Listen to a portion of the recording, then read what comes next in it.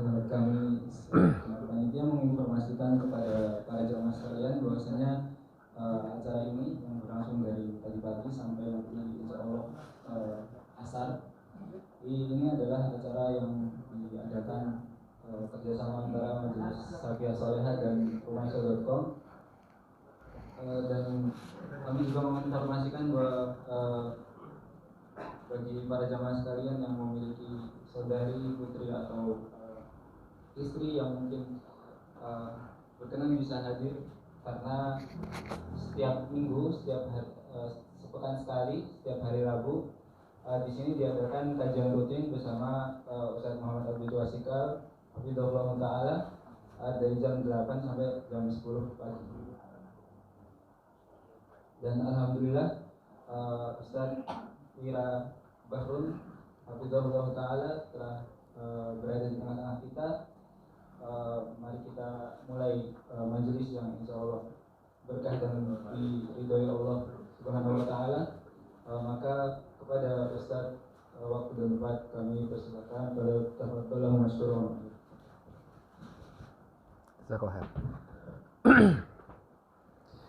Bismillahirrahmanirrahim. Innal hamdalillah nahmaduhu wa nasta'inuhu wa nastaghfiruh wa na'udzu billahi min shururi anfusina wa min sayyiati a'malina. May yahdihillahu fala mudilla lahu wa may yudlil fala hadiya lahu.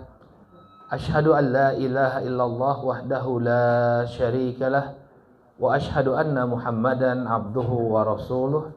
Allahumma salli wa sallim ala nabiyyina Muhammad wa ala alihi wa sahbihi wa man ittaba'a hudahu ila yaumiddin, amma ba'd. Bapak yang semoga senantiasa dirahmati oleh Allah, Assalamualaikum warahmatullahi wabarakatuh. Alhamdulillah, puji dan syukur tak henti-hentinya kita panjatkan kepada Allah Subhanahu wa Ta'ala atas segala nikmat yang telah Allah Subhanahu wa Ta'ala anugerahkan kepada kita semua, terutama nikmat taufik dan hidayahnya, sehingga sampai saat ini kita masih bisa melaksanakan amal ketaatan kepada Allah Subhanahu wa Ta'ala.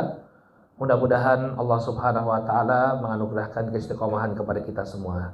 Amin ya rabbal alamin. Salawat serta salam semoga senantiasa tercurah kepada junjungan kita Nabi Muhammad, kepada keluarga, para sahabat dan pengikut beliau hingga akhir zaman. Bapak yang semoga dirahmati oleh Allah, insyaallah kajian kita di siang hari ini akan membawakan sebuah tema yang cukup penting untuk diketahui oleh para orang tua, terutama oleh bapak-bapak, ya, oleh seorang ayah. Ini tentang bagaimana meneladani Nabi Ibrahim alaihissalam sebagai seorang ayah. Ya, tapi saya minta izin terlebih dahulu ini Pak. Ya. Saya kira tadi itu yang jadi audiensnya bapak yang masih muda-muda begitu ya. Ternyata saya ini kayak menggarami segoro ini Pak ya. Menggarami samudera. Ternyata yang isi senior-senior semua. Sedangkan saya baru punya anak 3 ya Pak. Tapi nggak apa-apa Pak. Kan yang namanya ilmu kan bukan hanya bermanfaat untuk kita saja, tapi bisa kita bagikan ya kepada anak-anak kita atau kepada cucu-cucu kita ya. Apalagi berkaitan dengan bagaimana menjadi orang tua yang baik. Bagaimana yang kita ketahui bersama bahwa kita semua ingin agar anak-anak kita itu tumbuh menjadi anak-anak yang soleh dan soleha. Ya, karena anak-anak yang soleh dan soleha inilah yang akan memberikan manfaat kepada kita dunia akhirat. Tidak selamanya kita akan muda kuat. Suatu ketika kita akan lemah, ya. Di ujung usia kita akan melemah. Tentu di akhir usia kita butuh perhatian dari anak-anak kita. Seorang ayah, seorang ibu di ujung usianya dia semakin butuh perhatian anak-anaknya. Maka anak-anak yang soleh dan solehah lah yang nanti akan memperhatikan bapak dan ibunya. Jadi bukan anak-anak yang sukses karirnya, bukan anak-anak yang berhasil di dalam masalah dunianya, tapi anak yang soleh dan solehah lah yang akan memberikan manfaat, ya, yang akan peduli kepada orang tuanya. Beberapa waktu yang lalu sempat viral ya video seorang bapak dia dari Malaysia. Jadi dia curhat, dia punya anak itu 10 kalau saya tidak salah, semuanya berhasil. Tapi dia tidak bahagia di usia tuanya. Kenapa? Ketika dia tua, dia datang ingin berkunjung ke tempat anaknya, semua anaknya sibuk kerja, bahkan untuk menjemput ke airport saja tidak bisa. Jadi nggak bisa meluangkan waktu untuk menyambut sang bapak datang. Nah, dia kecewa. Saya salah selama ini dalam mendidik. Kenapa saya didik mereka untuk berhasil dari sisi dunia, tapi kok tidak saya didik menjadi anak-anak yang soleh, yang paham bagaimana hak orang tuanya. Bahkan juga sempat beredar surat pembaca. Ada seorang bapak itu kirim surat pembaca, sampai dia kirim surat pembaca ya di sebuah media massa. Kemudian dia bertanya melalui media massa tersebut, ada nggak undang-undang di Indonesia ini yang bisa mewajibkan anak untuk merawat orang tuanya? Karena saya ini sudah tua, tapi anak-anak saya nggak ada yang peduli. Nah, baru ketahuan bahwa anak-anak yang soleh itu dan soleha itu sangat berguna bagi orang tuanya ketika mereka lanjut usia. Terlebih lagi nanti ketika mereka meninggal dunia, ternyata lebih butuh lagi kita dengan anak-anak soleh kita. Kenapa? Karena amalan kita tuh putus semua. Amalan kita sudah putus. Ya, kecuali ada beberapa hal yang dikecualikan dalam Al-Quran dan Sunnah. Di antaranya adalah doa anak yang soleh. Dalam hadis riwayat Muslim, Nabi SAW mengatakan, "Idza mata ibnu Adam in qata'a 'amaluhu illa min salas." Apabila seorang anak Adam itu meninggal dunia, maka terputuslah amalannya kecuali 3. Sedekah jariyah, ilmu yang bermanfaat, kemudian anak yang saleh, awaladun salihun.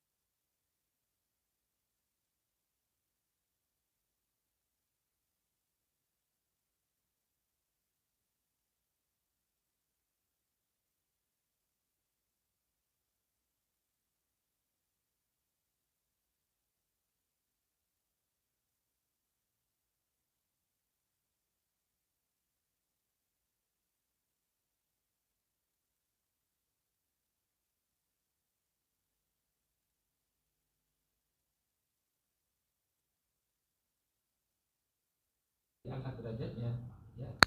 Dia bertanya kepada Allah Subhanahu wa taala, "Fa anna li hada?" Dari mana saya dapatkan ini? Dari mana saya dapatkan habis baterai? Ya. Dari mana saya dapatkan kedudukan yang tinggi ini? Maka kemudian dikatakan kepada sang bapak, "Hada bistighfari waladika laki." Kedudukan yang tinggi ini kau dapatkan karena istighfar yang dipanjatkan oleh anakmu. Mau nggak seperti itu bapak-bapak? Tentu semua orang mau. Kita sebagai bapak ya tentu menginginkan kedudukan yang tinggi. Salah satunya caranya bagaimana? Dengan anak-anak yang soleh tadi, yang senantiasa mendoakan orang tuanya, yang senantiasa meminta ampunan Allah Subhanahu wa taala. Nah, oleh karena itu penting bagi kita untuk belajar bagaimana menjadi ayah yang baik. Nah, cara satu ayah yang baik, figur ayah yang baik yang disebutkan oleh Allah Subhanahu wa taala dalam Al-Qur'an itu adalah figur Nabi Ibrahim alaihissalam. Beliau adalah ayah yang banyak mendapatkan pujian dari Allah Subhanahu wa taala. Bahkan Nabi sallallahu alaihi wasallam diperintahkan oleh Allah Subhanahu wa taala untuk mencontoh figur Nabi Ibrahim alaihissalam. Dalam surat Al-Mumtahanah ayat yang keempat, Allah Subhanahu wa taala berfirman, "Qad kanat lakum uswatun hasanah fi Ibrahim walladzina ma'ah idz qalu liqaumihim inna bura'a'u minkum wa mimma ta'buduna min dunillah." Kata Allah Subhanahu wa taala, sungguh telah ada suri teladan yang baik pada Ibrahim dan orang-orang yang bersama beliau ketika mereka mengatakan, ya, inna bura'a'un minkum, kami berlepas diri dari kalian. Jadi ketika itu kaumnya adalah orang-orang musyrik. Ya, kami berlepas diri dari kalian, wa mimma ta'buduna min dunillah, dan dari apa yang kalian sembah selain Allah Subhanahu wa taala. Ya, sehingga Nabi Ibrahim ini adalah suri teladan yang harus diikuti. Bahkan oleh siapa? Oleh Nabi kita Muhammad sallallahu alaihi wasallam. Ya, termasuk bagaimana beliau ya menjadi seorang bapak. Makanya sebagai faedah bapak yang semoga dirahmati oleh Allah, Nabi sallallahu alaihi wasallam itu sangat mengidolakan Nabi Ibrahim. Salah satu perkara yang bisa kita lihat, beliau itu menamakan putra beliau Ibrahim, ya, yang lahir dari rahimnya Maria Al-Qibtiyah. Dalam hadis yang sahih beliau mengatakan, ya, wulida li gulamun fasammaituhu bismi abi Ibrahim. Baru saja dilahirkan untukku seorang anak laki-laki, maka aku beri nama dia Ibrahim. Ya, jadi anak beliau dari Maria Al-Qibtiyah diberi nama Ibrahim. Beliau katakan, aku beri dia nama dengan nama bapakku. Jadi nama leluhurku Ibrahim. Nah, dari sini juga ada sebuah faedah dari para ulama bahwa kalau kita memberi nama kepada anak-anak kita, itu nggak perlu yang jelimet-jelimet. Ya, kita beri nama dengan orang-orang soleh terdahulu. Ya, kalau ada misalnya leluhur kita yang namanya baik dan dikenal dengan kesolehannya, maka kita jadikan nama bagi anak-anak kita. Misalnya dulu simbah-simbah kita ada yang punya nama baik, namanya siapa misalnya Abdullah, kasih nama anak kita Abdullah. Pertama, ini bentuk bakti kita kepada leluhur kita. Mereka adalah orang-orang tua kita. Kemudian yang kedua, agar mereka bisa meneladani ya leluhur mereka dalam kebaikan. Inilah yang dilakukan oleh Nabi Shallallahu Alaihi Wasallam. Gak pusing kemudian bikin nama-nama yang unik ya. Ada orang namanya Pitunov. Waduh, keren sekali Pak. Pitunov. Ternyata lahir 7 November. Ya. 7 November. Ada yang menggabungkan nama bapak dan nama ibunya. Gak perlu pusing-pusing. Ya, beri nama dengan nama orang-orang terdahulu yang dikenal dengan kebaikan. Kita bisa kasih nama mereka para nabi. Ada 25 nabi kalau anaknya laki-laki. Ya, bisa kita beri nama para sahabat. Sekian banyak para sahabat yang bisa jadikan sosok teladan, figur-figur yang sudah dijanjikan surga oleh Allah Subhanahu wa taala. Ya. Dan terlebih lagi kalau kita beri dia nama yang baik, kita mudah menegur dia. Nah, namamu itu Ibrahim. Ibrahim itu nabi yang soleh. Masa kamu nggak sholat? Ya. Coba bayangkan anaknya dikasih nama Lionel Messi. Ya.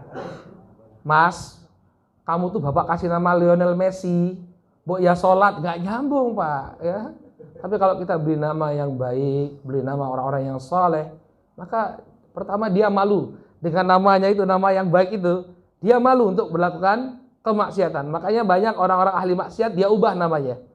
Ya, namanya berbau kebarat-baratan, ya. Namanya Abdul Razak ganti Kevin, ya.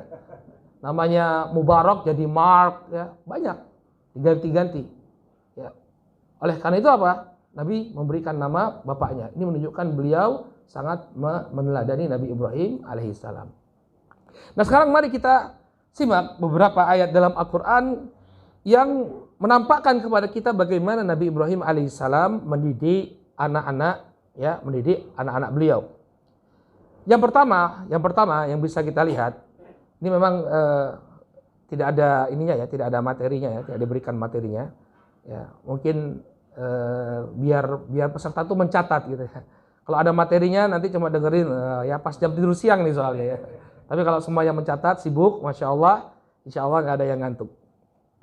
Baik, yang pertama, ya, bahwa Nabi Ibrahim alaihissalam itu sebelum beliau punya anak, beliau sudah berdoa kepada Allah Subhanahu wa taala agar dianugerahi anak keturunan yang saleh. Ya.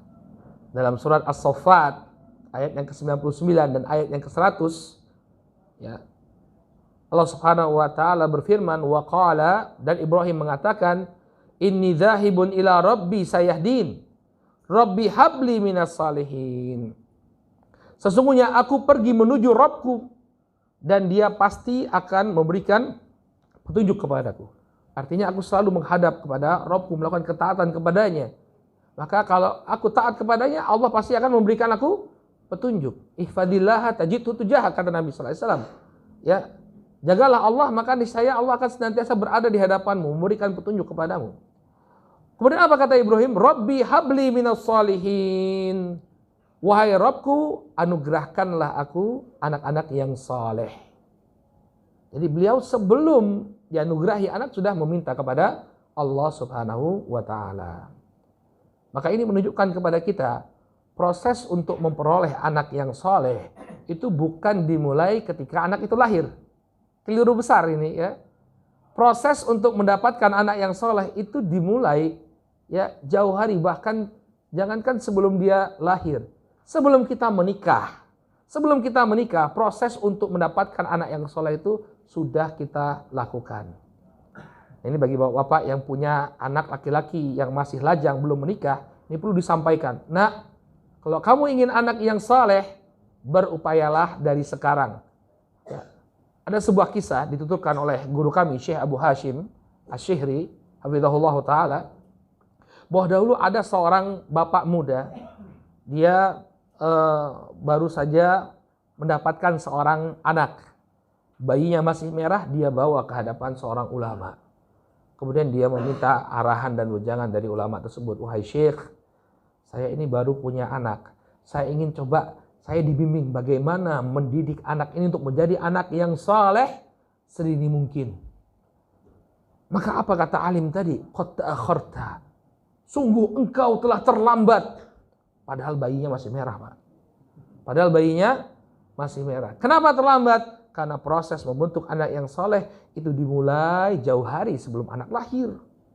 Ya, bahkan sebelum kita menikah. Sebelum kita menikah, proses mendidik anak itu kita mulai dengan apa? Dengan mencari pasangan yang baik.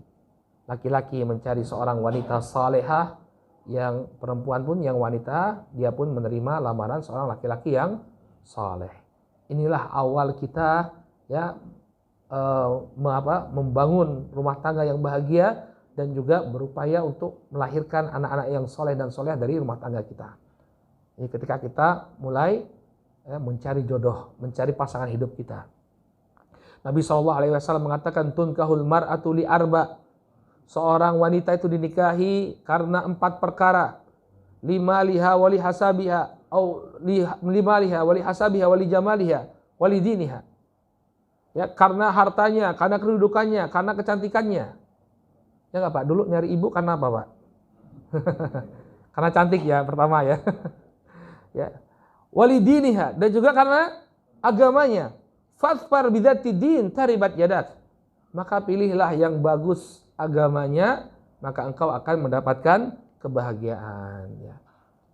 Ustadz, saya dulu nggak milih yang bagus agamanya, bahagia kok. Ya.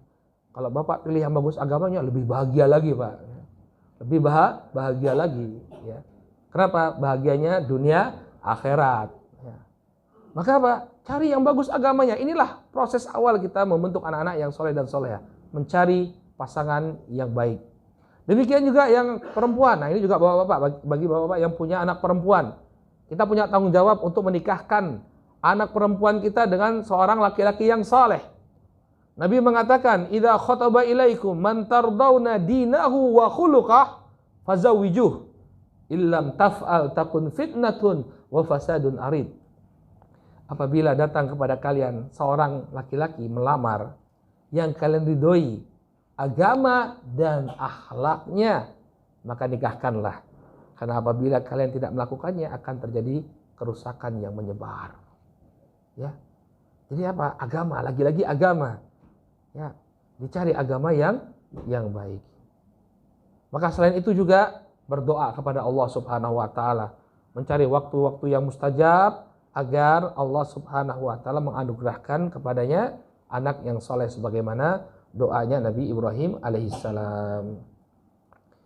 Kemudian yang kedua, di antara bentuk keteladanan dari Nabi Ibrahim alaihissalam, beliau itu menginginkan agar anak keturunan beliau itu juga menjadi orang yang bertakwa sebagaimana beliau atau bahkan lebih baik.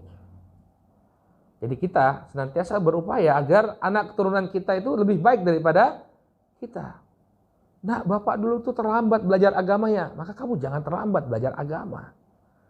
Nah, bapak dulu ya nggak bisa baca Al-Quran, kamu jangan seperti bapak. Seperti itulah harusnya orang tua senantiasa menginginkan kebaikan bagi sang anak.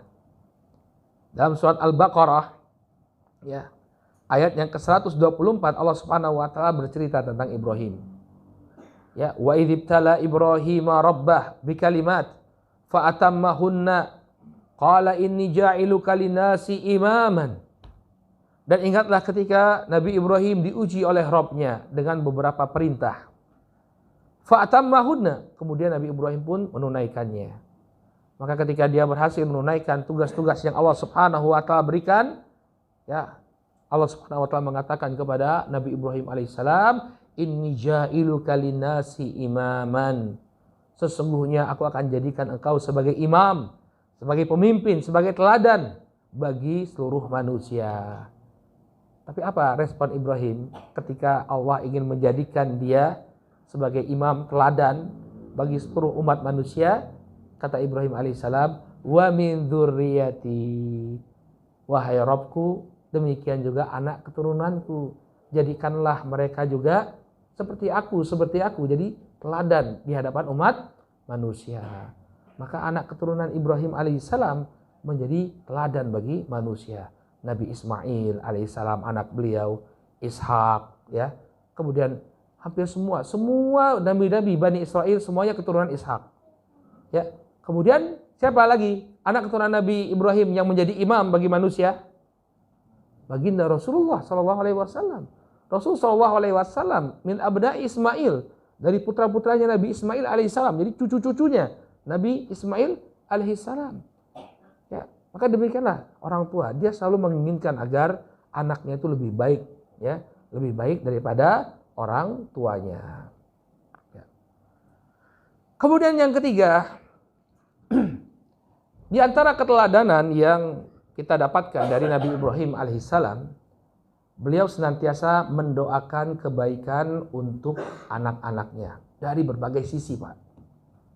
Ya, dari berbagai sisi. Dan itulah tugas orang tua, mendoakan kebaikan bagi anak. Salah satu doa yang pasti akan dikabulkan oleh Allah Subhanahu wa taala itu adalah doa orang tua kepada anaknya, untuk anaknya. Salah satu da'awatin la turad. Nabi SAW mengatakan ada 3 doa yang tidak akan tertolak. Yang pertama da'watul walid, doa orang tua. Kemudian yang kedua wa da'watul musafir, doa orang yang dalam perjalanan. Saya kira banyak di sana kita sekarang musafir ya Pak ya. Banyak-banyak doa Pak. Karena doa seorang musafir, orang dalam safar termasuk doa yang dikabulkan, termasuk doakan anak keturunan kita. Karena Bapak menggabungkan 2 hal yang mustajab. Pertama doa orang tua, kemudian yang kedua doa seorang musafir. Banyak-banyak doakan anak keturunan kita. Biar anak kita, cucu kita, cicit kita ya menjadi anak-anak yang soleh dan soleha. Kemudian yang ketiga wa da'watul madlum, dan doa orang yang terzalimi. Ya. Maka tugas orang tua adalah mendoakan kebaikan untuk anak-anaknya, walaupun anak-anaknya mungkin ya melakukan sesuatu yang tidak dia suka, mengecewakan dia, membuat dia sedih, tetap doakan kebaikan. Jangan sampai mendoakan keburukan, Pak.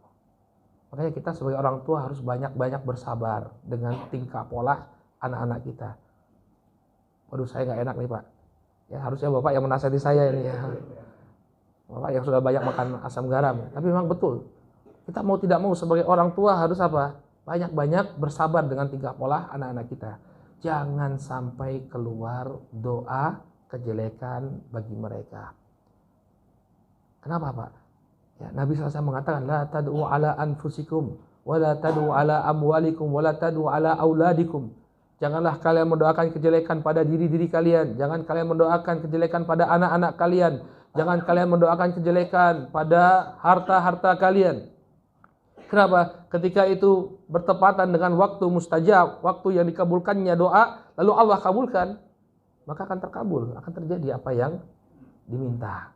Kalau sudah terjadi, kitalah yang akan menyesal. Ya, ini sedikit berbagi Pak. Waktu saya kasih materi ini di suatu majelis, ada teman yang cerita, ya, bahwa apa yang disampaikan itu benar Ustadz katanya. Ya, istri saya itu punya tetangga, anaknya itu merengek-rengek minta dibelikan motor baru sama bapaknya. Padahal bapaknya sedang dalam kondisi ekonomi yang sulit. Tapi karena merengek, akhirnya mungkin dia cari hutangan, dia berupaya untuk memenuhi kebutuhan anaknya. Begitu dapat motor baru, dia kasih kunci kepada anaknya sambil bilang begini, pakai sampai mati. Nih kuncinya, pakai sampai mati. Akhirnya apa Pak? Ternyata mungkin itu bertepatan dengan waktu istijabatid doa, waktu terkabulnya doa. Dia pakai, anaknya pakai motornya keluar rumah, langsung ditabrak mobil truk, langsung meninggal. Pakai sampai mati. Maka hati-hati sekali dari mengatakan hal-hal yang buruk ya kepada anak kita. Kalau bertepatan dengan waktu dikabulkannya doa, maka itu pasti akan terjadi. Nah, apa yang kita lakukan? Doakan kebaikan. Doakan kebaikan. Walaupun kita tidak setuju dengan apa yang dilakukan, walaupun dia mengecewakan kita, tetap doakan kebaikan. Satu perkara yang saya dapatkan dulu ketika belajar di Hadramaut, orang-orang Arab dulu, ya di sana di Hadramaut, ketika anaknya melakukan suatu hal yang tidak dia sukai, yang keluar dari lisannya itu tetap kebaikan, doa. Marah dia sama seperti kita marah, Allah yahdik, tapi doanya Allah yahdik, semoga Allah memberikanmu hidayah. Aslahakallah, semoga Allah memperbaiki keadaanmu. Jadi doakan dengan doa kebaikan. Ya. Makanya Syekh Abdurrahman Sudaisi itu pernah dengar gak Pak ceritanya? Dulu katanya anak nakal Pak. Tapi ibunya selalu mendoakan, mudah-mudahan kamu ya Abdurrahman jadi imam Masjidil Haram. Akhirnya jadi imam Masjidil Haram. Nah ini pesan bagi kita semua, jangan sampai mendoakan keburukan. Ya, jangan sampai mendoakan keburukan. Nah kita lihat Nabi Ibrahim alaihissalam, beliau senantiasa mendoakan kebaikan untuk anak-anak beliau. Ya. Di antara doa beliau mendoakan agar anak-anaknya tidak terjatuh pada perbuatan syirik. Dalam surat Ibrahim ayat yang ke-35 dan ke-36, ya, Allah Subhanahu wa taala menceritakan tentang doa beliau. Wa idz qala Ibrahimu rabbi ja'al hadzal balada aminan wajnubni wa baniya an na'budal asnam.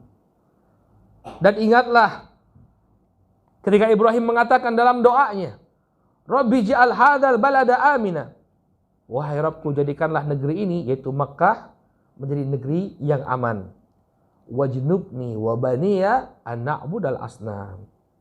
Dan jauhkanlah aku serta anak keturunanku dari menyembah berhala. Ya, para ulama memasukkan ayat ini ya ke dalam bab takut kepada syirik. Al-khaufu minasyirik.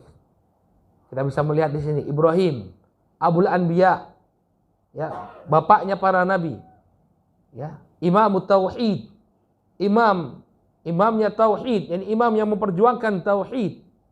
Beliau tetap merasa khawatir jatuh pada perbuatan syirik. Berdoa kepada Allah, Allahumma jnubni, ya Allah, wajnubni, jauhkanlah aku ya dari perbuatan syirik, dari menyembah berhala. Ibrahim saja masih takut terjatuh pada perbuatan syirik, apalagi kita harusnya lebih khawatir lagi. Jangan mengatakan, wah zaman sekarang zaman modern nggak ada syirik-syirikan. Wah, syirik itu masih bertebaran ya. Dan kemudian beliau juga mendoakan anaknya, wabaniya, dan anak-anakku dari menyembah berhala. Lihat doa Nabi Ibrahim alaihissalam. Nah kita pun hendaknya seperti itu, kita berdoa ya. Allahumma jinubni wa baniya an na'budal asnam. Ya Allah, jauhkanlah aku dan anak keturunanku dari menyembah berhala, apapun bentuk berhalanya. Ya, al-asnam, apa yang disembah selain Allah Subhanahu wa taala. Kemudian juga doa, di antara doa Nabi Ibrahim alaihissalam, ya, beliau berdoa agar ya anak-anaknya itu mendirikan salat dan diberikan rezeki oleh Allah Subhanahu wa taala. Ya. Dalam surat Ibrahim ayat yang ke-37, yakni ayat setelahnya, Rabbana inni askantu min dzurriyyati biwadin ghairi dzi zar'in inda baitikal muharram.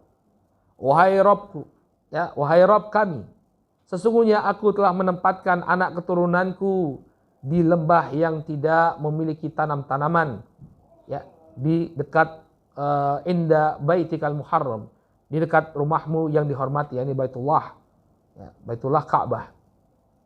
Rabbana liyuqimus shalah. Wahai Rabb kami, yang demikian itu agar mereka mendirikan sholat, ya, dekat Baitullah, dekat Ka'bah. Apa alasan Anda untuk tidak sholat?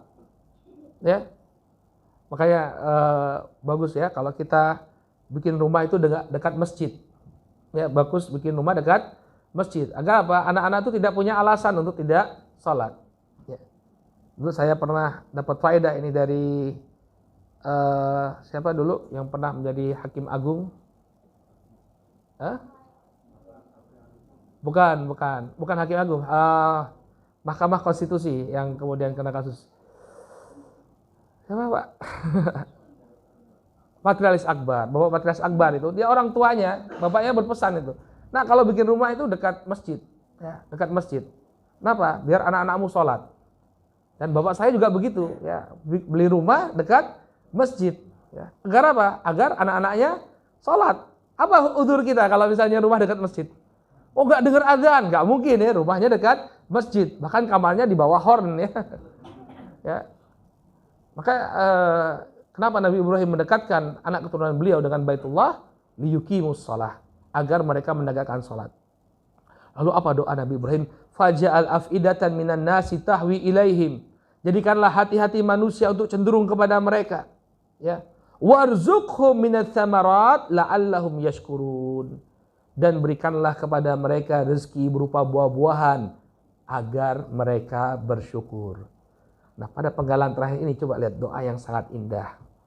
Berikanlah mereka rezeki berupa buah-buahan agar mereka bersyukur.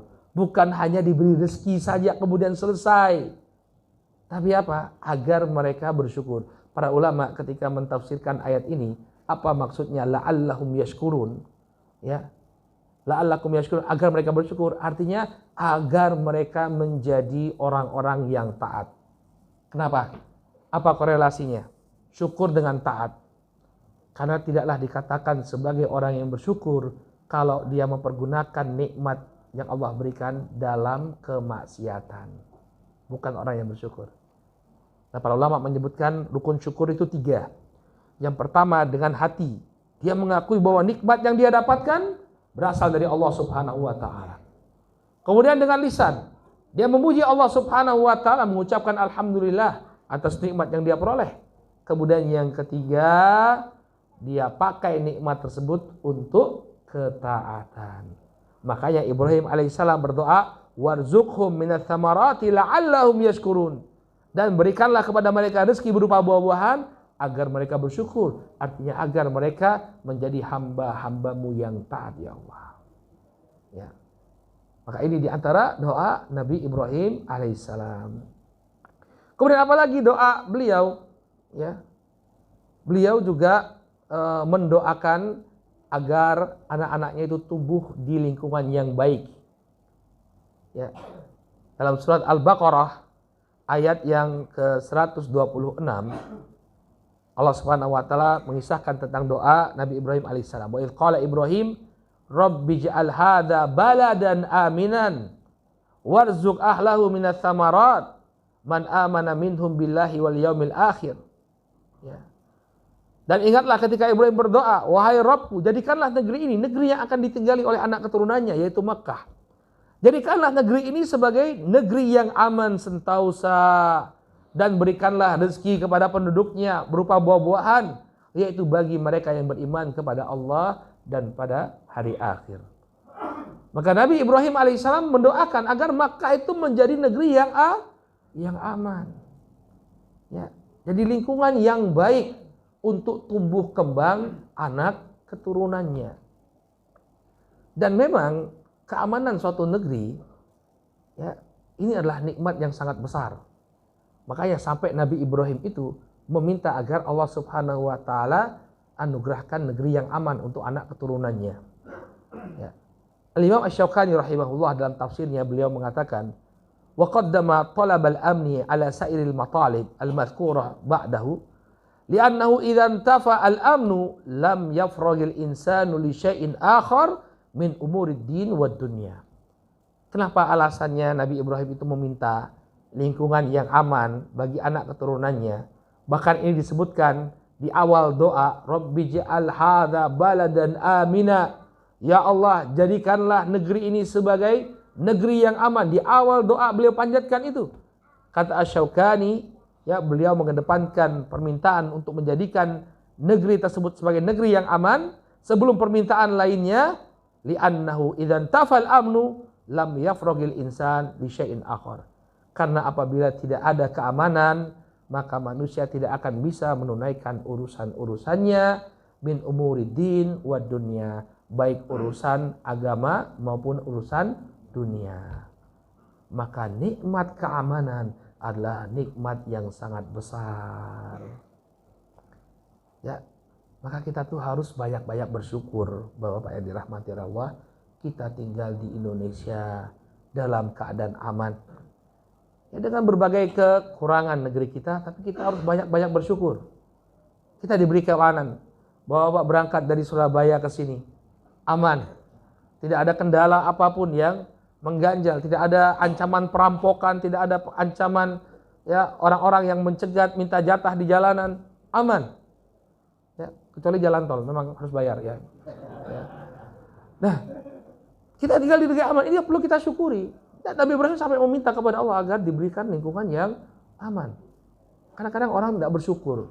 Tidak bersyukurnya bagaimana? Dia bikin kacau, bikin provokasi, ya, untuk terjadinya gesekan antara rakyat dengan pemerintah, terjadinya pemberontakan, ya. Dia nggak bersyukur dengan nikmat aman yang ada di tengah-tengah kita. Makanya harus banyak-banyak berkaca kepada saudara-saudara kita yang di luar sana. Saya pernah tinggal di Yaman, Pak. Ya, di awal-awal revolusi Arab. Ya, keadaan itu tidak aman. Terjadi pemboman, aparat pun tidak bisa berbuat apa-apa. Bahkan sebagian ulama, mereka ada yang ditembak ketika akan melaksanakan sholat berjamaah ke masjid. Kalau kita alhamdulillah aman, jalan aman, ya, jalan ke masjid aman. Bahkan mau nginap di masjid, i'tikaf di masjid di bulan Ramadan aman. Di sebagian negeri nggak boleh i'tikaf, itu harus dibubarkan, ya. Kayak di Aljazair atau di Tunisia, itu orang-orang kumpul di masjid, ada jam malam, nggak boleh mereka i'tikaf di masjid.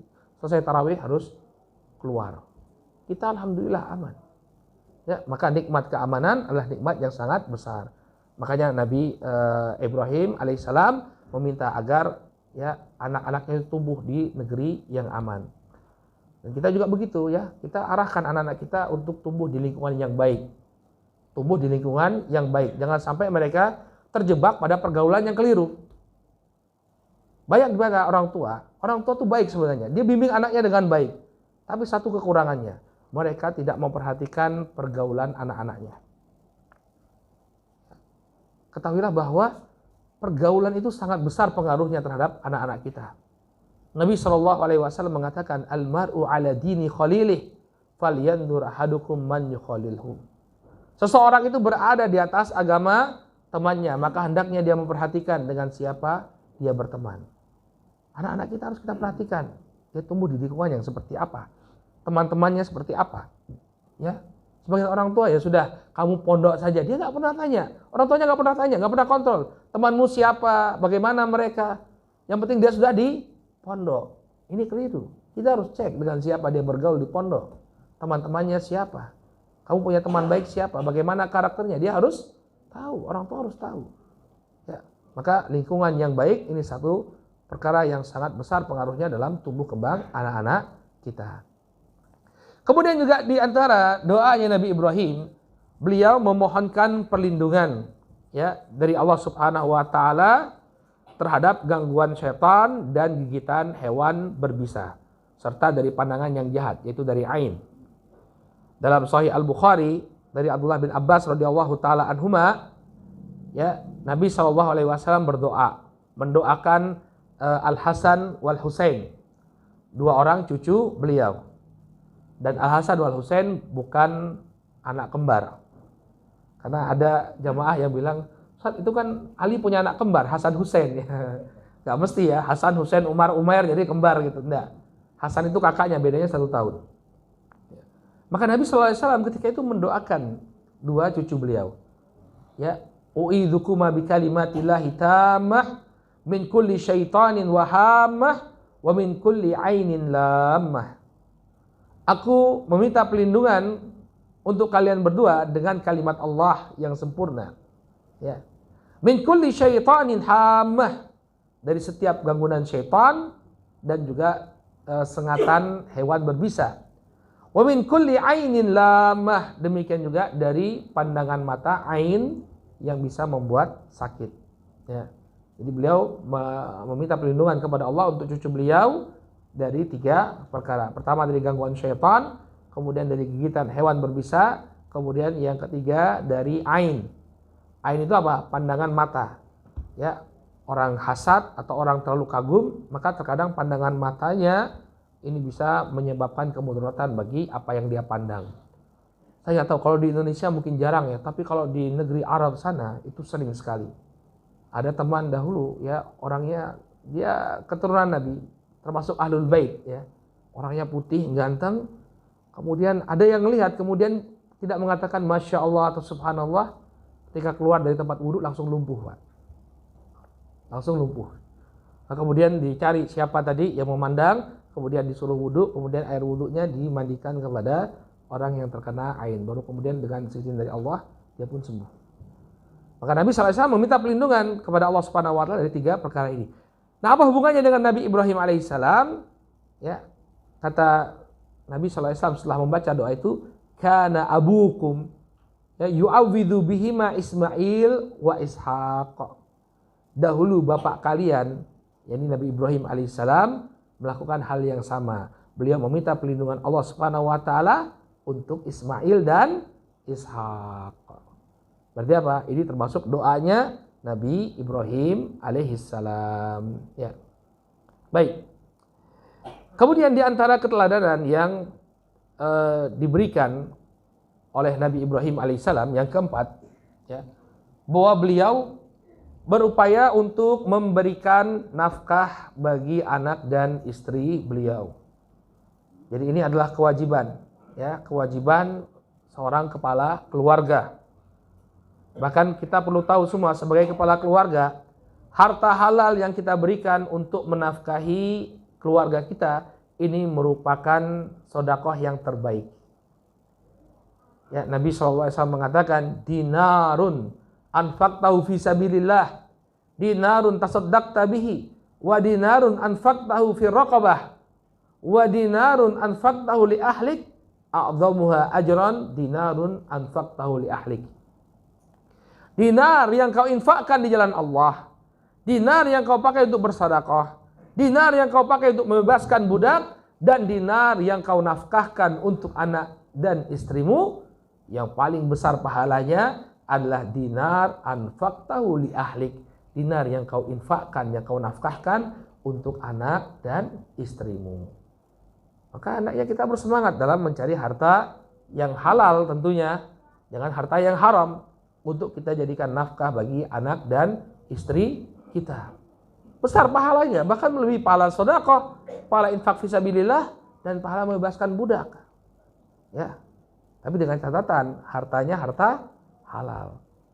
Dan kita berupaya betul menjaga asupan kepada anak dan istri kita. Jangan sampai harta haram itu masuk ke dalam rumah kita, ke tengah-tengah rumah tangga yang kita bangun, Pak. Jangan sampai. Kenapa? Pertama, tidak barokah. Harta banyak tapi tidak membawa pada ketenangan. Kemudian yang kedua, keberadaan harta haram itu akan menghalangi doa-doa kita dari dikabulkan oleh Allah. Keberadaan harta haram ini akan menghalangi dikabulkannya doa-doa kita. Kayak ada orang tua, dia berdoa agar anaknya jadi anak yang soleh, nggak dikabulkan oleh Allah. Kenapa? Hartanya haram. Dia ingin agar dapat kebahagiaan dunia akhirat harmonis dengan istrinya, nggak dia dapatkan. Kenapa? Hartanya haram. Nabi SAW dalam hadis yang diriwayatkan oleh Imam Muslim dari sahabat Abu Hurairah radhiyallahu taala, ya, beliau bercerita tentang seorang yang sedang safar. Nah, lagi-lagi safar ya. Ya, beliau menyebutkan tentang laki-laki yutilus safar, as'ath akbar, yamuddu yadayhi ila sama'i ya rabbi wa mat'amuhu haram wa mashrabahu haram wa malbasuhu haram wa ghuriya bil haram fa anna yustajabu lidzalik. Karena Nabi SAW ada seorang laki-laki yutilus safar, dia berada dalam perjalanan jauh. Tadi sudah kita sebutkan, seorang musafir harusnya doanya terkabulkan. Yutilus safar, as'ath akbar, kemudian bajunya, rambutnya kusut, pakaiannya berdebu, menunjukkan bahwa dia membutuhkan pertolongan Allah Subhanahu wa taala. Yamuddu yadahi ila sama, kemudian dia angkat kedua tangannya ke atas langit. Apalagi kurangnya? Kemudian dia memuji Allah Subhanahu wa taala, ya Rabbi, wahai Rabbku. Terkumpul padanya sebab-sebab terkabulnya doa. Dia sedang dalam keadaan safar, dia sangat butuh pertolongan Allah Subhanahu wa taala. Dia angkat tangannya, kemudian dia puji Allah Subhanahu wa taala dengan rububiyah Allah. Ya Rabbi. Harusnya doanya dikabulkan. Wa mat'amuhu haram, tapi makannya haram. Wa mashrabahu haram, minumannya haram. Wa malbasuhu haram, pakaian yang dia kenakan haram. Wa ghudhiya bil haram, dan dia tumbuh dari makanan yang haram. Fa anna yustajabu lidzalik. Maka bagaimana mungkin ya doanya bisa dikabulkan oleh Allah Subhanahu wa taala. Maka hati-hati kita sebagai kepala keluarga dalam mencari nafkah. Ya, sampaikan juga kepada istri kita, harus ta'awun kita. Ya, jangan banyak menuntut. Kalau memang gajimu segitu, gaji suami Anda seperti itu, ya sudah, merasa cukuplah dengan apa yang diberikan oleh suami. Karena banyak orang itu melakukan tindak korupsi, penggelapan, dan melakukan apa-apa yang Allah haramkan karena tuntutan istri. Ya, makanya kalau istri itu harus disuruh banyak ngaji ya. Bapak-bapak senang ya Pak ya? Harusnya senang kalau istri itu ngaji. Agar apa? Bisa membantu kita dalam ketakwaan. Dahulu wanita di masa para salafun saleh ridwanullah alaihi wajalla, generasi awal Islam dahulu, sebagaimana disebutkan oleh Al-Imam Ibnu Qudamah Al-Maqdisi rahimahullah, beliau menyebutkan bahwa wanita-wanita di masa para salaf dahulu setiap hari ketika suami mereka akan meninggalkan rumah untuk apa? Mencari nafkah, mereka selalu berpesan, wahai suamiku, carilah harta yang halal. Kenapa? Karena kami bisa bersabar dengan segala macam kekurangan, tapi kami tidak akan bisa menahan dari azab Allah Subhanahu wa taala. Kami tidak akan bisa bertahan dengan azab Allah. Nggak bisa. Kalau bertahan dengan kekurangan, insya Allah bisa. Ya, walaupun makannya sederhana, jazakallah khair. Soda ini bukan? Air putih. Oh ya. Anak kira Sprite yang sini. Baik. Maka Nabi Ibrahim alaihissalam, kembali kepada Nabi Ibrahim alaihissalam, beliau ketika diperintahkan oleh Allah Subhanahu wa taala untuk meninggalkan Hajar dan putra beliau Ismail di lembah Makkah. Ketika itu Baitullah itu tinggal puing-puing. Makanya nanti dibangun ulang oleh Nabi Ibrahim dan Nabi Ismail alaihissalam. Maaf, habis lagi Ustaz. Berarti setiap berapa menit sekali? Ya. Kasih alarm setengah jam lagi, ganti lagi. Baik. Ya, ketika diperintahkan oleh Allah Subhanahu wa taala untuk meninggalkan ya Hajar dan juga Ismail di lembah, ketika itu Makkah ya masih kosong, masih berupa lembah. Ka'bah ya itu masih puing-puing, makanya dibangun kembali oleh Ibrahim dan Ismail. Ya. Ketika meninggalkan anak dan istrinya, Nabi Ibrahim meninggalkan bekal untuk mereka, untuk mereka. Qala wa wada'a indahuma, dalam Sahih Al-Bukhari, ya, disebutkan dalam Sahih Al-Bukhari dari Abdullah bin Abbas, wa wada'a indahuma jiraban fihi tamrun wa siqa'an fihi ma. Maka Nabi Ibrahim alaihissalam meletakkan, ya, di sisi mereka satu keranjang kurma dan juga air untuk persediaan minum mereka. Jadi disediakan oleh Nabi Ibrahim alaihissalam makanan, bukan ditinggalkan begitu saja. Namun ketika makanan itu habis, ya datang pertolongan Allah Subhanahu wa taala. Yang penting Ibrahim sudah bertawakal kepada Allah, dia sediakan apa yang bisa mencukupi anak istrinya. Kemudian ketika memang sudah habis, datanglah pertolongan Allah Subhanahu wa taala. Ketika Hajar alaihissalam berupaya untuk mencari sumber air, beliau naik ke Bukit Safa, kemudian turun ke lembah, naik lagi ke Bukit Marwa yang kemudian diabadikan menjadi ibadah sa'i. Sampai kemudian setelah 7 kali melakukan tersebut, naik ke Safa, turun, kemudian naik ke Marwa, terus sampai 7 kali, ya, maka Allah Subhanahu wa taala mengirimkan malaikat yang kemudian mencungkil-cungkil tanah sampai kemudian muncullah mata air. Ya, maka kemudian Hajar, karena Hajar ini berasal dari Kipti, orang Mesir. Hajar itu dari orang Mesir, Kipti. Ya, maka kemudian Hajar pun mengatakan kepada air tersebut, ya, airnya sudah kemana-mana. Kata Hajar, Zamzam, Zamzam, berkumpullah, jadilah air Zamzam. Ya. Maka yang kita bisa lihat di sini, sebelum meninggalkan anak dan istrinya, Ibrahim alaihissalam, ya, meninggalkan bekal, memberikan nafkah, ya, kepada anak dan istrinya. Maka kita sebagai kepala keluarga hendaknya bersemangat untuk memberikan nafkah bagi anak dan istri kita dengan harta yang halal. Ya. Kemudian di antara keteladanan dari Nabi Ibrahim, ya, alaihissalam yang keenam, ya, bahwa beliau yang keberapa, Pak? Tadi yang kelima. Hah? Oh ya, yang kelima. Yang kelima di antara keteladanan yang diberikan oleh Nabi Ibrahim alaihissalam, berarti mencatat, alhamdulillah, ya. Di antara keteladanan yang diberikan oleh Nabi Ibrahim alaihissalam adalah beliau, ya, mengajak anaknya untuk melakukan ketaatan bersama-sama. Ayo nak, bareng-bareng kita melakukan ketaatan kepada Allah Subhanahu wa taala. Dan ini juga proses pendidikan kita. Jangan sampai bapaknya sendiri yang soleh, anaknya tidak jadi anak yang soleh. Kadang-kadang banyak, ya, bapak-bapak yang sudah dapat hidayah, ikut pengajian, ya, dia biarkan anaknya dalam kemaksiatan. Ini keliru. Harusnya kita sebagai bapak, kita tahu ini satu hal yang baik, ikut pengajian itu adalah suatu perkara yang baik. Kita ajak juga anak-anak kita, kalau mereka belum ikut pengajian, ayo kita ikut. Ya, sebagaimana yang dilakukan oleh Nabi Ibrahim alaihissalam. Ketika Allah Subhanahu wa taala memerintahkan, ya, Nabi Ibrahim alaihissalam untuk membangun kembali Ka'bah, maka beliau mengajak Ismail untuk ikut serta. Ayo nak, bareng-bareng kita bangun kembali Ka'bah. Kata Allah Subhanahu wa taala, wa idh yarfa'u Ibrahimul qawaida minal bait wa Ismail Rabbana taqabbal minna innaka antas samiul alim. Kata Allah Subhanahu wa taala, dan ingatlah ketika Ibrahim meninggikan, ya, Baitullah, demikian juga putra beliau Ismail. Lalu mereka mengatakan, Rabbana taqabbal minna, wahai Rabb kami, terimalah ini dari kami, innaka antas samiul alim, sesungguhnya engkau maha mendengar dan maha mengetahui. Jadi Nabi Ibrahim alaihissalam tidak bekerja sendirian, tapi dia ajak pula sang anak untuk apa? Untuk taat kepada Allah Subhanahu wa taala.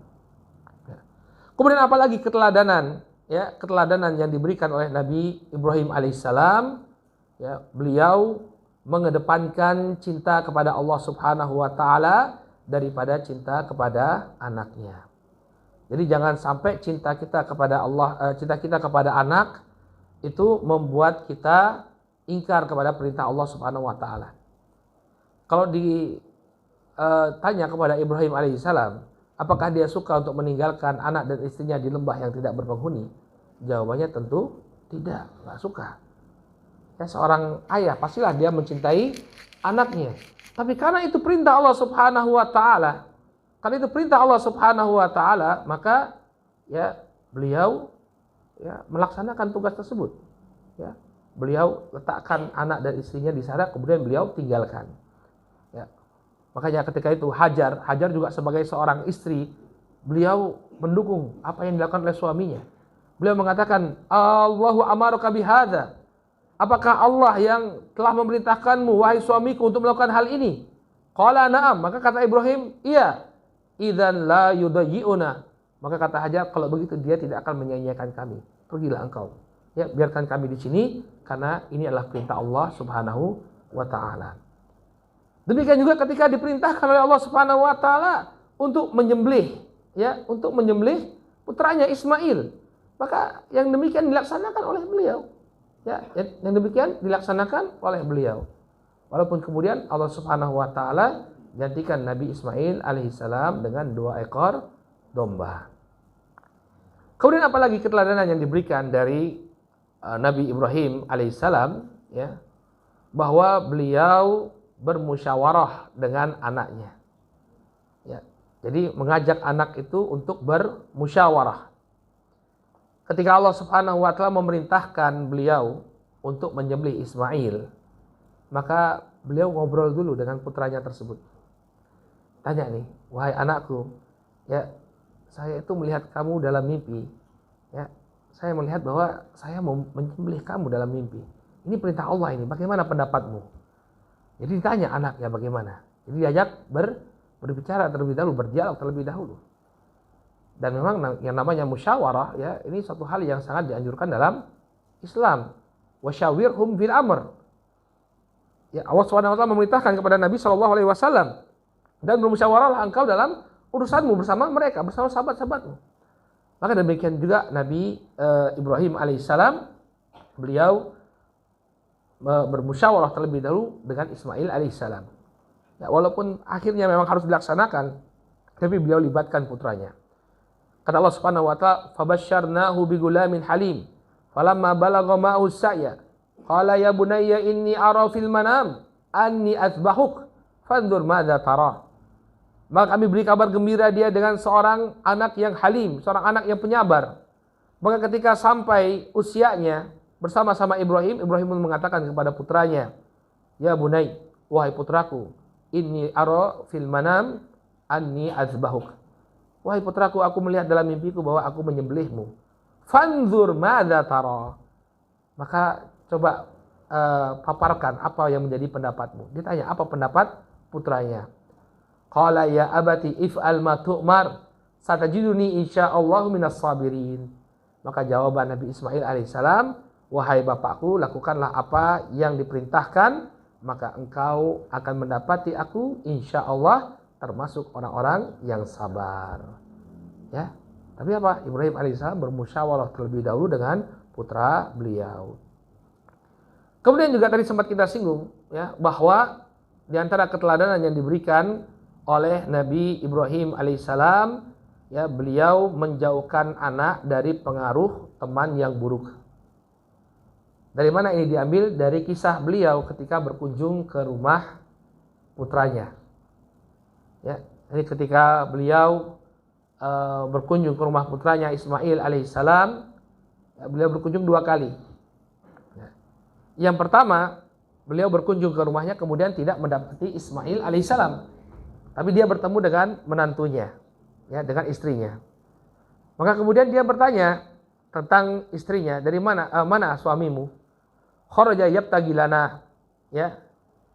Dia sedang keluar untuk mencari nafkah bagi kami, sedang berburu, Nabi Ismail alaihissalam. Thumma sa'alaha an aishihim. Kemudian Ibrahim bertanya tentang kehidupan mereka. Qalat nahnu bishar. Maka ternyata istrinya ini bukan seorang wanita yang pandai bersyukur. Keadaan kami ini sangat jelek, ya. Nahnu fi dhiqin wa syiddah. Kami berada dalam kesempitan, dalam kekurangan. Ya, padahal dia dapat nikmat yang cukup baik, ya. Dapat rumah, punya makanan, tapi tidak bersyukur dia. Dia katakan, wah, hidup kami ini susah sekali, begini, begitu.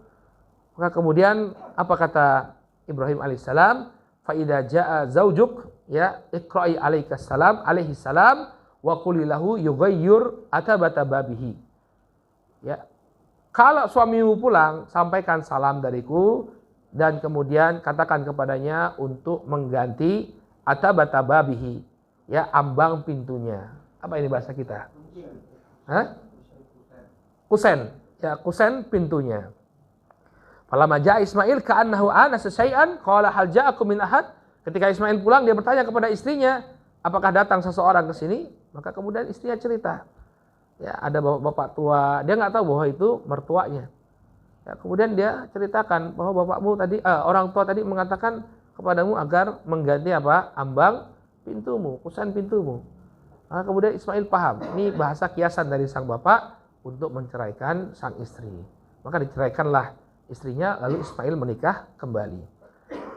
Adapun istri yang kedua dikunjungi lagi oleh Nabi Ibrahim alaihissalam. Kemudian ditanya pertanyaan yang sama, bagaimana kehidupanmu?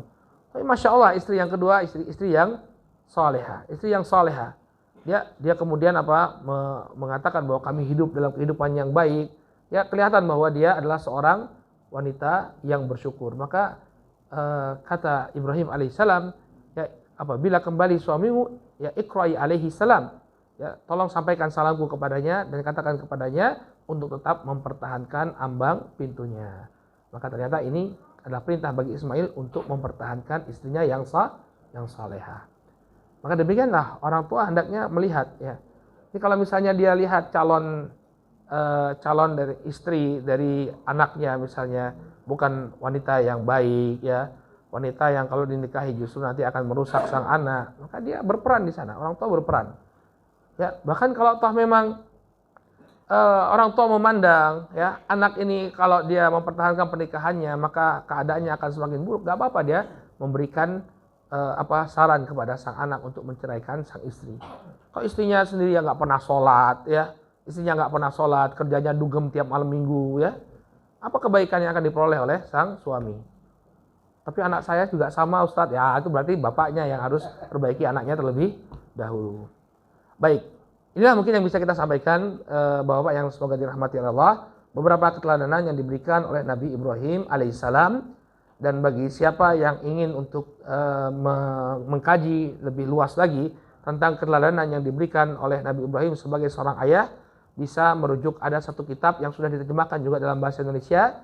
Kitabnya dalam bahasa Arabnya berjudul Ibrahim Aban. Ibrahim sebagai bapak, Aban itu bapak, abu, bapak. Ibrahim sebagai bapak, yang ditulis oleh Syekh Fadl Ilahi Zahir. Syekh Dr. Fadl Ilahi Zahir. Beliau adalah seorang ulama dari Pakistan. Baik, ini mungkin yang bisa kita sampaikan dalam kajian kali ini. Mudah-mudahan bermanfaat. Kemudian kalau ada yang ingin ditanyakan, kami persilahkan. Silakan Bapak. Ya, sudah 1, 2, udah 2. Silakan Bapak.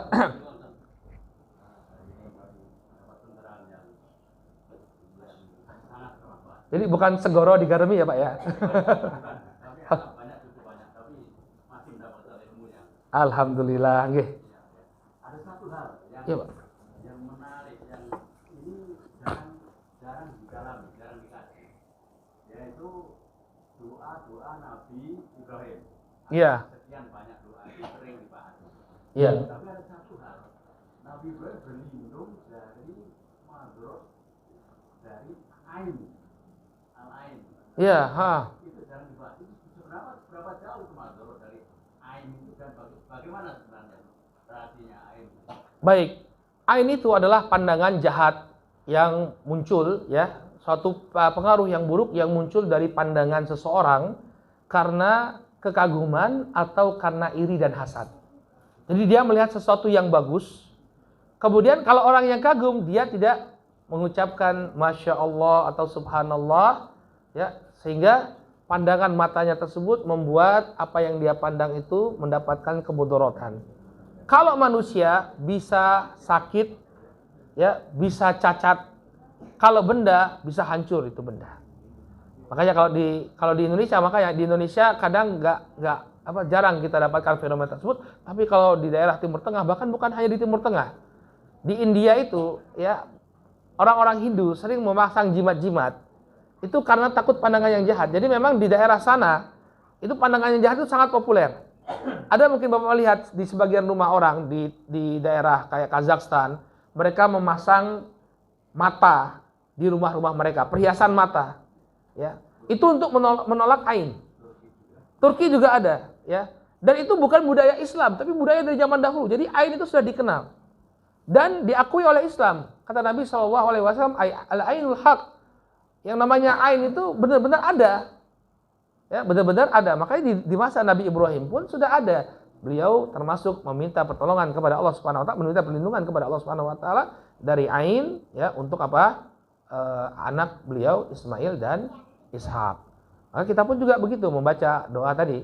Ya, wa idzuka bi kalimatillahi tammah min syaitanin wahamah wa min ainin lamah. Ya, dari mata yang jahat, pandangan mata yang jahat. Nah, bagaimana cara mencegahnya? Setelah kita berzikir, ya, berzikir pagi petang, ya, kemudian juga ketika ada orang yang memandang kita dengan pandangan yang kagum, pandangan yang takjub, kita ingatkan dia untuk mengucapkan masya Allah. Ya. Gimana, Pak? Jadi kenapa Allah kok juga gampang mengabulkan pandangan yang jahat? Ya, makanya ya itu cobaan, wallahu taala alam, ya. Memang cobaan bagi kita bahwa ada sebagian orang yang dianugerahi pandangan-pandangan jahat seperti itu. Ya mungkin tujuannya sama seperti kita. Kenapa ada orang jahat? Ya, agar kita berhati-hati, agar kita juga berlindung kepada Allah Subhanahu wa taala, tidak lupa membaca zikir. Demikian juga dengan ditakdirkan adanya ain, ya, kita juga apa? Berlindung kepada Allah Subhanahu wa taala dari kejahatan pandangan mata tersebut. Intinya agar kita tetap berlindung kepada Allah Subhanahu wa taala. Kalau orang yang berlindung kepada Allah Subhanahu wa taala, maka pandangan jahat itu tidak akan memudaratkan dia. Sama dengan sihir. Kenapa ada sihir, Pak? Kenapa Allah takdirkan kok ada setan itu bisa berbuat jahat? Ya, agar kita dekat dengan Allah Subhanahu wa taala, agar kita berlindung kepada Allah Subhanahu wa taala. Sama juga dengan ain. Cuma ain ini bedanya, kadang dia muncul bukan karena maksud jahat. Bukan karena ada orang yang pengen gitu, enggak. Tapi tidak sengaja. Ya, memang Allah takdirkan matanya memiliki pengaruh yang bisa memudaratkan orang lain. Jadi begitu, Pak, tentang ain. Ya. Wallahu taala alam. Silakan tadi yang sudah menunjuk, ya. Waalaikumsalam warahmatullahi wabarakatuh.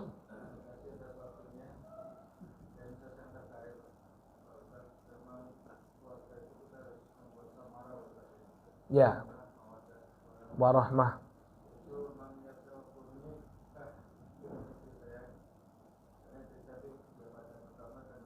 Alhamdulillah. Boleh nambah. Alhamdulillah saya dikaruniai 3 buku. Nah, untuk membuat para ini saya kan mencari referensi buku yang terkait dengan mendidik membina anak perempuan. Iya. Ternyata saya tidak dapatkan sampingan itu yang referensi bagaimana membina anak perempuan, Bapak. Ada laki-laki. Sesuai Nabi memang satu, putri Nabi satu, ya, tapi juga ada apa yang membuat saya tuh Tuhannya Fatimah gitu juga, ya, ini enggak ada yang di satu yang laki-laki kan, Bapak. Nah, jadi dari situ akhirnya saya banyak membaca referensi antara itu yang paragraf yang psikologi lah, ya, dari pendidikan itu alhamdulillah ternyata sudah berubah dari itu. Masya Allah.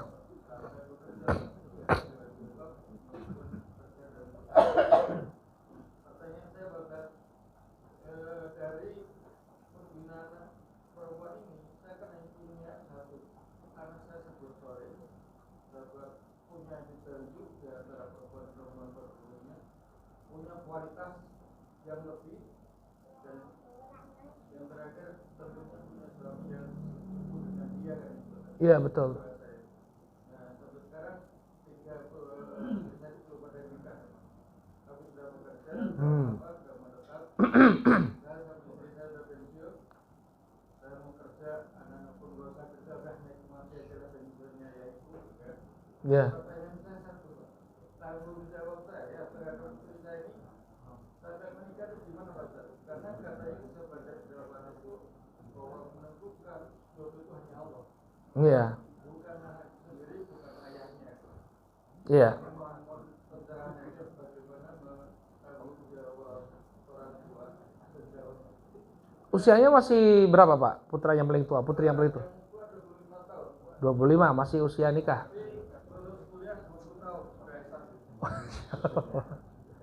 Iya.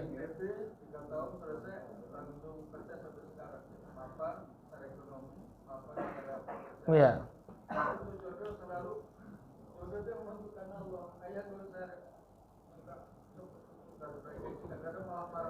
Betul ya. Jodoh dan rezeki memang sudah ditentukan oleh Allah, tapi toh kita tetap mencari rezeki kan ya. Sama juga dengan jodoh pasangan hidup, ya. Jadi tetap seorang ayah itu tetap berupaya untuk mencarikan jodoh untuk anaknya, untuk jadikan pasangan yang mendampingi putrinya. Jadi bapak tetap berupaya, walaupun anaknya nggak suka, tapi tetap dicoba. Karena inilah yang kita dapatkan dari para sahabat dahulu. Bapak pernah dengar kisahnya Hafsah, putrinya Umar? Ya, jadi Hafsah itu kan menjanda. Suaminya itu meninggal dalam perang Uhud, kalau saya tidak salah. Jadi Hafsah menjanda. Apa yang dilakukan oleh Umar sebagai seorang bapak? Beliau mendekati Abu Bakar. Mendekati Abu Bakar. Abu Bakar mau tidak menikah dengan Hafsah. Abu Bakar diam saja. Kemudian beliau mendekati Utsman. Mendekati Utsman. Kemudian Utsman mengatakan, ya hari-hari ini saya tidak menikah. Kenapa? Karena dia mau menikah dengan putrinya Rasulullah. Istri beliau Ruqayyah baru saja meninggal dunia, ya dia akan menikah dengan Ummu Kulthum. Ya, karena Utsman itu menikah dengan 2 orang putri, makanya namanya Dzunnurain, pemilik 2 cahaya. Nah, maka kemudian Umar tuh tersinggung sama Abu Bakar. Abu Bakar diam saja, padahal ditawari anaknya. Ya. Ternyata apa? Nabi SAW yang melamar Hafsah untuk beliau nikahi. Maka menikahlah Hafsah dengan Rasulullah SAW, dan Hafsah pun menjadi salah seorang dari Ummahatul Mukminin. Nah, dari sini kita lihat bagaimana upaya seorang bapak untuk mencari pendamping bagi anaknya. Dia cari anak yang soleh, orang yang soleh, figur yang soleh. Yang ditawarkan siapa? Utsman. Yang ditawarkan siapa? Abu Bakar. Padahal Abu Bakar sudah punya istri ketika itu, tapi karena Abu Bakar orang yang soleh ditawarkan. Dan Abu Bakar kenapa dia diam saja ketika ditawarkan? Karena Abu Bakar ini jaga rahasianya Rasulullah. Ya, karena dia sudah mendengar Nabi SAW menyebut-nyebut tentang Hafsah. Nah, inti dari kisah ini bahwa Utsman sebagai seorang Umar sebagai seorang bapak berupaya untuk mencari pendamping bagi anaknya. Jadi memang betul jodoh sudah ditentukan oleh Allah, tapi kan kita berusaha. Kita kan nggak tahu siapa jodoh anak kita, tapi kita berupaya cari ya laki-laki yang saleh, yang bagus akhlaknya, ya. Kemudian ya kita pertemukan mungkin dengan anak kita, mau nggak ini? Siapa tahu cocok, alhamdulillah mereka bisa membina mahligai rumah tangga sebagaimana yang kita harapkan. Namanya juga usaha sambil kita berdoa bertawakal kepada Allah Subhanahu wa taala. Nah, kalau kisah mencari jodoh bagi mencari pasangan bagi anak itu banyak sekali, Pak. Imam Ahmad ya, ada kisahnya Imam Ahmad. Bagaimana kisahnya Imam Ahmad? Ketika itu Imam Ahmad sedang berjalan bersama murid-muridnya. Tiba-tiba ada seorang wanita meminta izin kepada Imam Ahmad, ingin bertanya kepada Imam Ahmad. Maka Imam Ahmad memerintahkan agar murid-muridnya ini menjauh dulu. Menjauh tapi bukan berkholwat mereka berdua, tidak. Masih dilihat oleh murid-muridnya, cuma pembicaraan pribadi. Ternyata wanita ini, ya seorang wanita masih gadis. Kemudian dia cerita, dia tanya sama Imam Ahmad, minta fatwanya Imam Ahmad. Wah Imam Ahmad, saya bekerja sebagai seorang penjahit, wanita penjahit. Nah, kalau malam, saya itu tidak mampu untuk membeli minyak. Ya, dulu kan orang nyalain lampu pakai minyak. Saya nggak mampu untuk beli minyak. Malam saya nggak bisa bekerja. Hanya saja setiap malam ada polisi yang patroli kemudian parkir di depan rumah saya. Dia bawa lampu. Nah, bolehkah saya memanfaatkan cahaya lampu dari luar untuk menjahit baju? Subhanallah. Nanya ke Imam Ahmad, saking waroknya. Ini kan pakai uang negara, Pak. Ya, pakai uang negara, boleh nggak saya manfaatkan untuk jahit baju? Wanita langka yang nanya seperti itu. Subhanallah. Maka begitu dijawab oleh Imam Ahmad. Imam Ahmad mengatakan, ya Imam Ahmad warok juga orangnya. Ya sebaiknya tidak. Karena itu bukan diperuntukkan untuk dimanfaatkan untuk kepentingan pribadi. Itu untuk kepentingan umum, agar polisi bisa patroli. Nah kemudian begitu wanita tadi pergi, Imam Ahmad langsung nyuruh anaknya, ikuti. ikuti, mana rumahnya? Ya, akhirnya diikuti. Ternyata apa? Tahu rumahnya, besoknya Imam Ahmad melamar wanita tersebut untuk dinikahkan dengan sang putra. Berarti apa? Orang tua ikut serta dalam mencarikan pasangan bagi anaknya. Apalagi orang tua sudah paham agama, ya, tentu dia bisa memilihkan yang bagus agamanya. Pak, kita jangan sampai kemudian menikahkan anak kita dengan orang yang tidak punya agama. Ya, KTP-nya memang Islam, tapi sholat enggak, ya. Kemudian akhlaknya juga buruk, enggak sabar. Kasihan anak kita nanti, Pak. KDRT setiap hari, kasihan anak kita. Maka benar-benar orang tua berupaya untuk mencarikan pasangan yang terbaik untuk putri-putrinya. Baik, cukup ya Pak? Jadi nggak apa-apa Pak, berupaya Pak, bismillah. Ya, ikut Ustadz Abdul Pak, program Ustadz Abdul kan ada. Apa namanya? Joko City apa? Ada programnya Ustadz Abdul Tuasikal, alhamdulillah, dan banyak yang sukses juga sepertinya. Coba dimasukkan ke sana, coba disuruh ikut ke sana. Ya. Baik, ada lagi Pak yang ingin tanyakan? Silakan. Berarti hadiah semua ini. Ada lagi Pak yang ingin tanyakan Pak? Silakan Pak. Waalaikumsalam warahmatullahi wabarakatuh.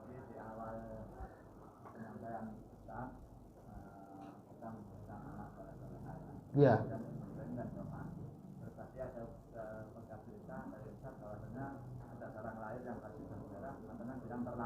Iya. Bagaimana kalau kita sudah kenalnya bicaranya salah itu baru anak terus anak sudah gede, Iya. kita mendoakan sama itu kita terjadi nggak kesalahan daripada anak? Insya Allah masih bisa ya. Para sahabat itu kapan mereka dapat tarbiyahnya? Udah tua-tua Pak. Ya, Nabi SAW itu menjadi Rasul usia 40 tahun. Sahabat yang paling dekat dengan beliau Abu Bakar, beda usianya 2 tahun, 38 tahun. Ya, dan banyak lagi di antara para sahabat lain, para sahabat yang lain yang masuk Islam ketika Fatu Makkah. Berapa usia mereka? Sudah tua-tua. Tapi mereka bisa berubah menjadi baik. Ya, maka walaupun kita sudah terlambat, baru jadi aktif pengajian di usia lanjut ketika pensiun, bukan berarti semuanya tidak bisa kita ubah. Tapi pelan-pelan, karena mengubah sesuatu yang sudah lama, ya, itu butuh proses. Ini juga nasihat bagi para orang tua. Kadang-kadang kita yang sudah ngaji, anak kita belum ngaji, kemudian kita berupaya untuk memaksa anak itu untuk segera ikut kita. Pokoknya kayak bapaknya lah, ikut kajian. Ya, maka kita jalan seperti itu. Ya, sebagaimana kita juga butuh proses untuk berubah, anak-anak kita juga butuh proses untuk berubah. Makanya kita sebagai orang tua harus punya prioritas. Apa prioritasnya? Ya, paling tidak anakku tahu yang mana syirik, ya, yang mana yang syirik sehingga dia tidak jatuh pada perbuatan syirik. Dia tahu misalnya muamalah yang diharamkan oleh Allah dan dia jaga sholatnya. Sholat ini yang penting. Karena bapak juga tanggung jawab loh, kalau anaknya nggak sholat itu bapak itu kena tanggung jawab ya. Maka kita usahakan ini dulu. Bagi yang putrinya yang belum berhijab, bagaimana agar dia berhijab. Kemudian pelan-pelan. Tunjukkan ketika kita sudah mulai banyak mengaji, banyak perbaikan di sana sini. Dulu kita jadi bapak yang pemarah, sekarang bapak yang penuh lembut dan kasih sayang, ya. Maka insya Allah anak-anak pun akan mengikuti. Tapi itu lagi, butuh kesabaran, butuh waktu. Jangan kemudian kita memaksa mereka untuk berubah dengan cepat. Begitu Pak ya? Insya Allah. Ya. Ada lagi yang ingin tanyakan? Silakan. Kalau tidak ada, saya yang bertanya. Iya, benar. Ada 2 hadiah yang telah disediakan oleh panitia. Ya, insya Allah kita akan tanyakan 2 pertanyaan yang berkaitan dengan materi. Yang mana ini kira-kira yang akan kita tanyakan ini? Ya.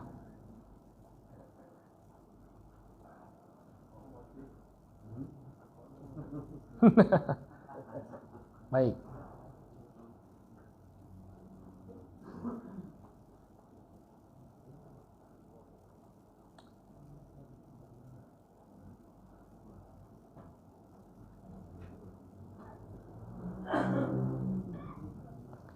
Baik, faedah tafsiriyah. Kita tadi sebutkan ya. Nabi Ibrahim itu berdoa kepada Allah Subhanahu wa taala, warzuqhum minas samarati la'allahum yashkurun. Dan berikanlah rezeki kepada mereka berupa buah-buahan agar mereka bersyukur. Apa makna agar mereka bersyukur di sini?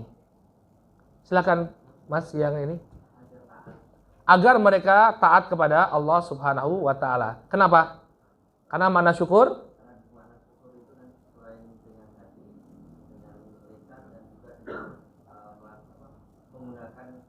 nikmat yang ada untuk taat kepada Allah Subhanahu wa taala. Ahsan, tabarakallahu fiik. Baik.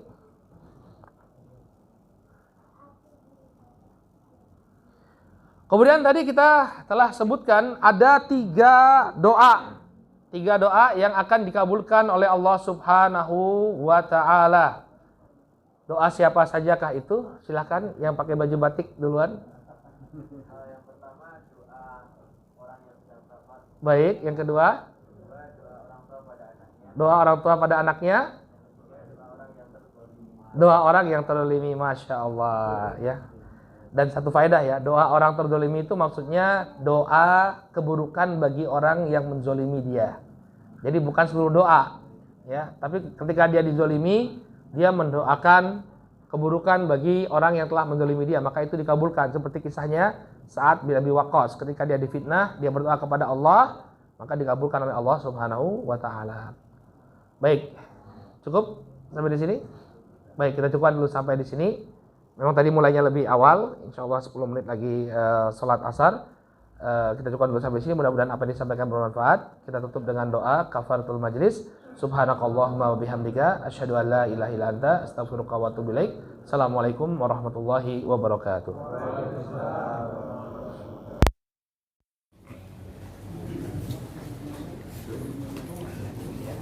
Alhamdulillah, telah selesai sesi